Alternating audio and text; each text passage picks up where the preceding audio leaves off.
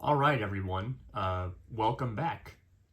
We are once again in front of my display cabinet here, and I am remaking a video which I've already made, which is the cartridge cleaning video, because I have been brought to light on better methods, which actually constitutes the method I was already using. So first of all, I've decided to upgrade this video and not just show you how to clean Nintendo 64 cartridges, but a variety of Nintendo cartridges, actually. I would show you how to clean Genesis cartridges, but unfortunately, not all Genesis cartridges are made by Sega themselves. In fact, here's one made by EA, Desert Strike, and it has screws that I don't have a bit to remove. So, unfortunately, the best you're going to be able to do is get in there with a cotton swab anyway. But let's go over what we're going to need. First, what are we going to use? Oh, well, we're going to use this, aren't we?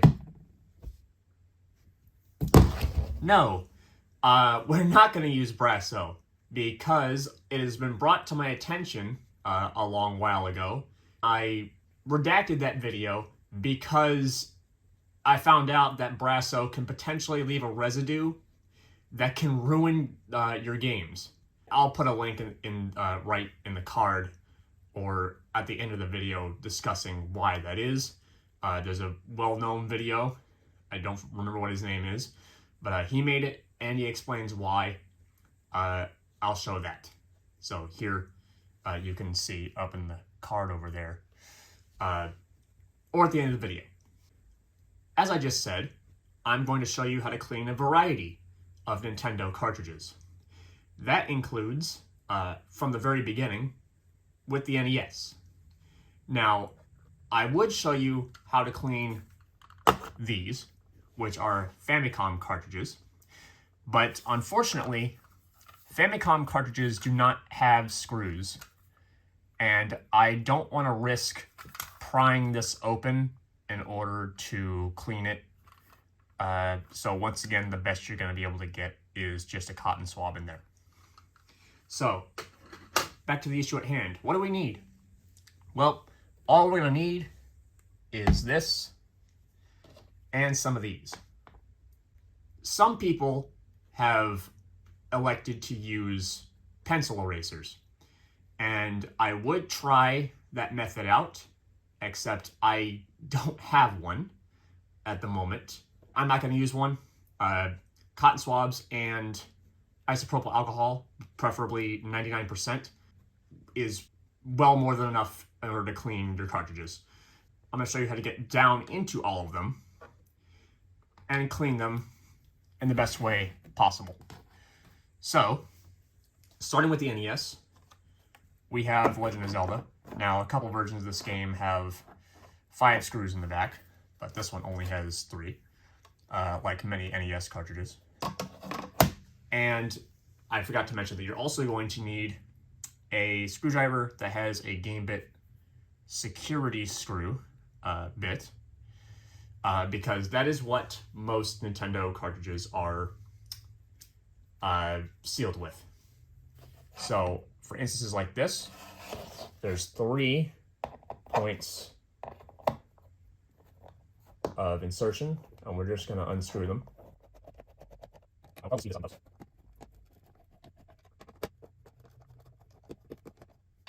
Now, on all Nintendo cartridges, there are tabs of some kind that you will have to be careful to slide out to remove the outer casing.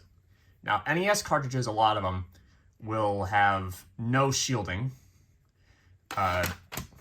unlike later cartridges like the Nintendo 64s. And so you can just lift the board right out. And what we're going to do is we're going to take our isopropyl alcohol, take a Q-tip or cotton swab. We're just going to get it in there. And we're just going to do this.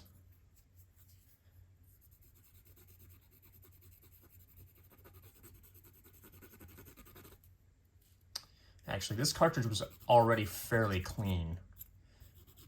Unfortunately, I cleaned a lot of my cartridges already when I discovered the other method of doing it, which we shall not refer to again, because it was unfortunately bad advice. But yeah, there's actually quite a bit of grime coming off there. You can't really see that. Focus kind of sucks. But so I'm just going to this is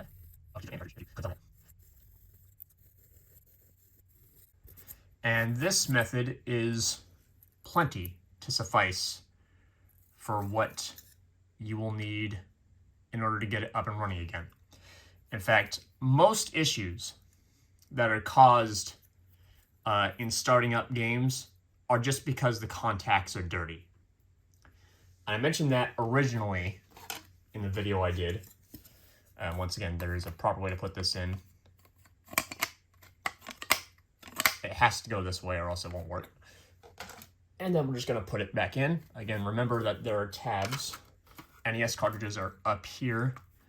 We're going to slide them in. Like so. If I can get the other one in, it'd be great. Oh, I can't really see it. There we go. And then you just screw in the screws again.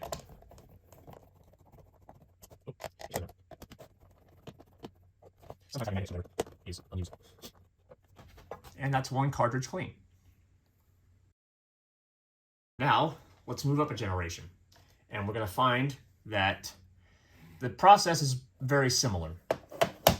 Super Nintendo cartridges have 2 screws on the front. And the tabs are on the top of the cartridge. And we're just going to lift them like that. And the board is similarly unshielded, at least in this example. I'm not sure if there are shielded examples, but this one is not. And this one actually is pretty filthy, so we're just gonna get up real good in there.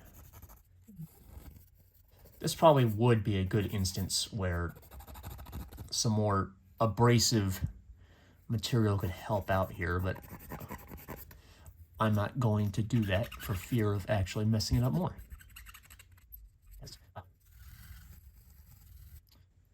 Yeah.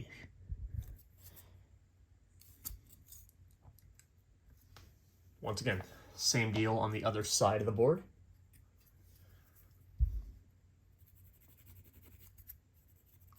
This one is actually just... I actually might need to get a toothbrush or something to scrub this off of here.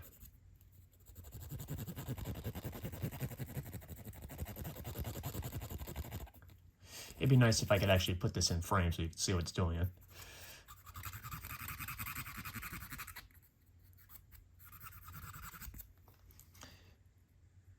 Yeah, I'm going to get a toothbrush and we will finish the job here shortly.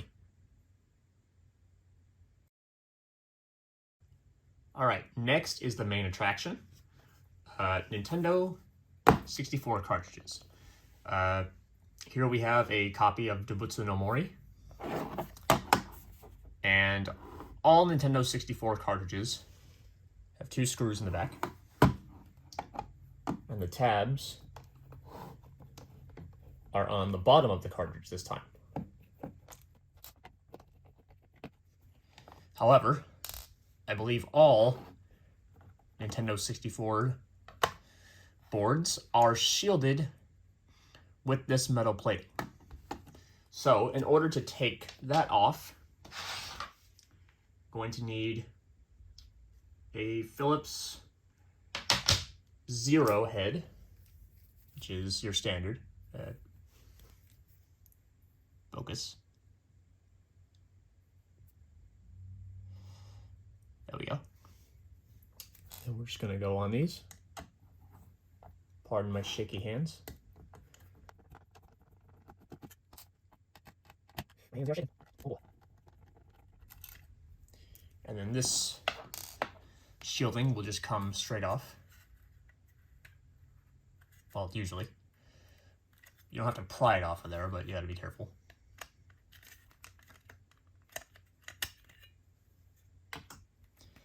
Then we have the board with the battery facing up this time. And then there's a plastic piece that keeps the tabs in. But that's no problem because we can just slide the board right out. And actually the plastic piece comes out too, but I like to do it this way. If I can do it. Yeah. That just stays in there. And then we just repeat the process.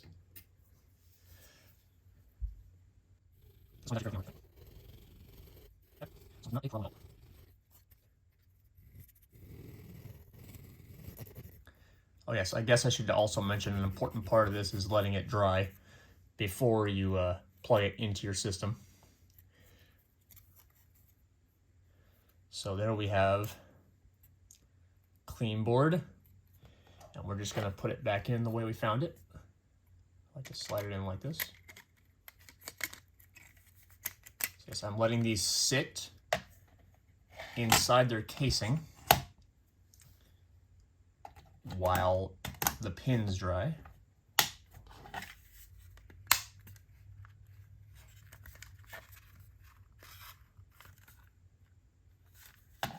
And then we replace the screws.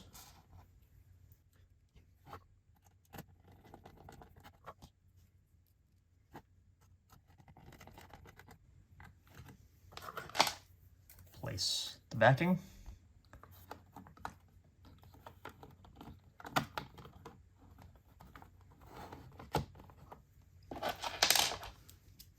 Now we replace security screws.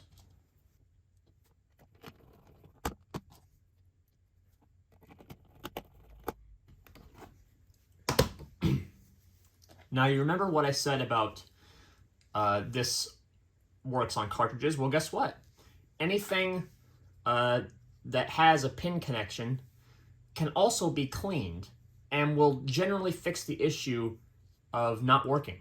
So if you have a rumble pack, and I've done this myself, you have a rumble pack, you can actually open it, clean the contacts, and then it should perform much better. In this instance, I have a controller pack for memory's sake. And once again, it's only secured by these two screws. So we're gonna get in there. Well, you can't really see it. Let me get over here real quick. Sorry for the somewhat guerrilla style of operation here, but you know, this has never been the most primo channel there is. So you can see, I'm not the greatest videographer, even though I went to college.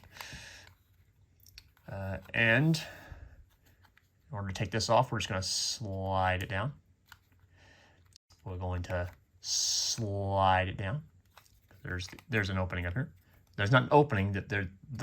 This is just where the plastic comes in. I'm going to slide it down. And there we see the internals of a memory pack. Sorry, controller pack. There's the say battery. It's a genuine Maxell CR2032. And then, of course, you understand the procedure at this point. You just clean the contacts. And then you replace it as such. And then you replace the screws. And then once you have scrubbed off the contacts, I can not guarantee, but I can likely say that the issues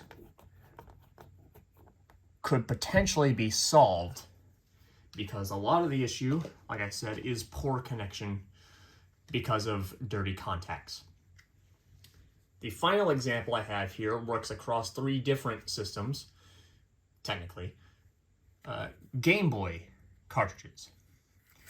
They are secured by one game bit security screw.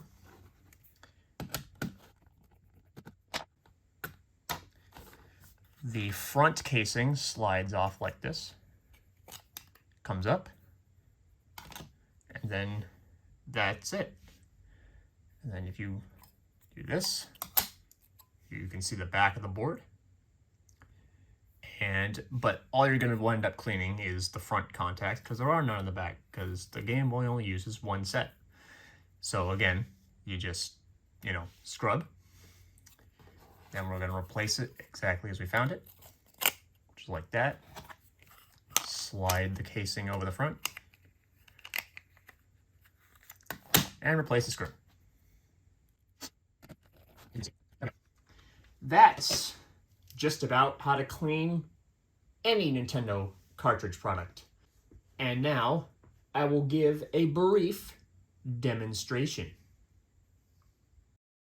Before I give the brief demonstration, I'm going to revisit Link to the Past here because it's still pretty grimy. And we're going to use a toothbrush. Put that in the alcohol. And then, dirty the floor a bit. See if I can't get any more of this off of here. This actually might be a point where the erasers could come in handy, because this does not look as if it is being very effective. So you know what? I'm going to go look into my supplies and see if I do have an eraser somewhere. Back in a minute. So while I couldn't find one of the typical pink erasers, I do have this thing of Pentel high polymer eraser caps, and I actually really like these because they've gotten me better results with pencils than standard pencil erasers that come with the pencil, and a whole lot of other brands. So we're just going to open that up. We're going to give this a try and see if we can get some of this crud off of here. So we've got the eraser, got that. And then, of course, we're going to clean off any residue with alcohol. So let's just see if we can get this off of here.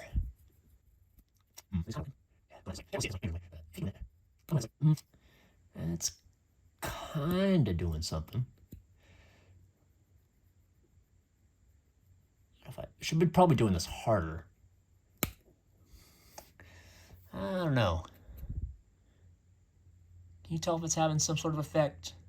I think if I did it diligently, because it is coming off. You can see the, well, you can't really see it because the autofocus kind of is crap, but there is grime on there. So I will rub this consistently for a few minutes and see if I get any better results. Well, I'm sure with enough diligence you probably could get it cleaner than that. I'm actually not sure if that's just how the contacts look or if that is just a bunch of grime on there. But I rubbed off perhaps some of it on that first contact on the left. Not quite sure, but anyway, let's go ahead and replace the screws. We're going to do this exactly as we found it, which is in this direction facing down. So there's that. Oh, yeah, I forgot to show you how to actually put it in. So tabs go this way. There you go. And then we just replace the screws. I'm going to close this. I have let all of these dry because I have been messing around with other stuff in the time that it has taken me to get back to Link to the Past. So, that is all for the cleaning demonstration. That's really all you need. If the problem isn't resolved after that point, then perhaps there is something else wrong with the cartridge itself.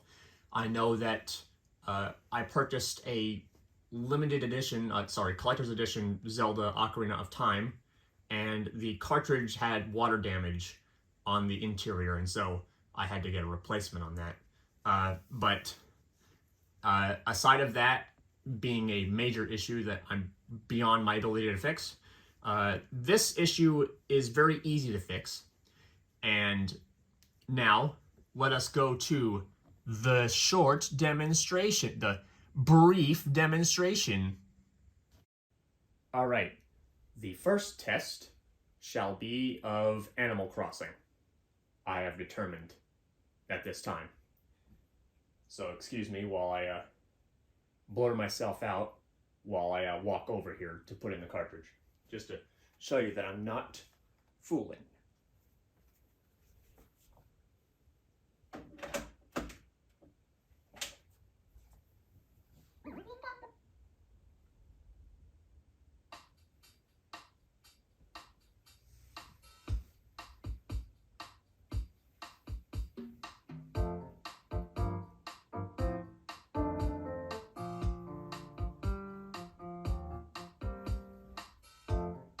Seems Ultra HDMI is a bit slow on the uptake, but let's reset the system and see if... There you go. But yeah, seems to be just fine.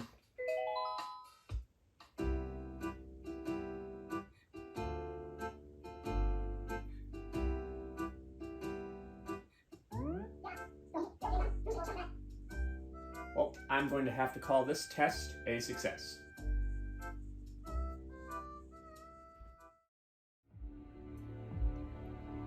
I didn't clean the controller pack on camera, but for the sake of brevity, but I did clean it off camera, and we'll show you that cleaning the contacts did indeed make what was previously unreadable, readable. The next test is of A Link to the Past, which I've already plugged in to my Super Nintendo.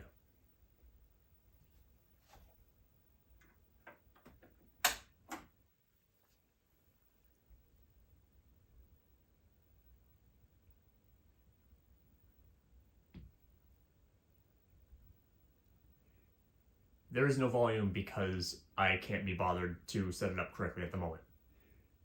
This is just to prove that it does indeed work. The next test is of The Legend of Zelda, which I've already placed into my VCR, which I've already placed into my NES. Let it be known that my NES's pin connector just simply is very finicky, and so it took me a couple tries unrelated to the cartridge in order to get it to actually work. So, but just as proof,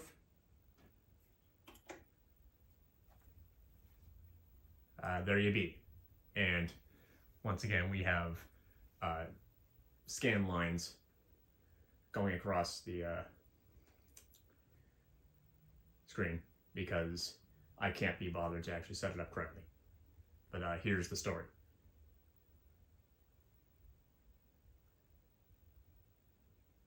I believe that should suffice. Well, there you have it. Unfortunately, the final test I had planned, which would have been Wario Land on the Game Boy Advance, shall have to be postponed because I couldn't find the Game Boy Advance which I was going to use to test it. And I currently don't have my Game Boy player set up. So, unfortunately, we're going to have to wait on that. But I hope you found this video, at the very least, informative, and at the very most, entertaining. But that's your lot. Thank you very much for watching. I appreciate it very much. And you guys have a nice Christmas.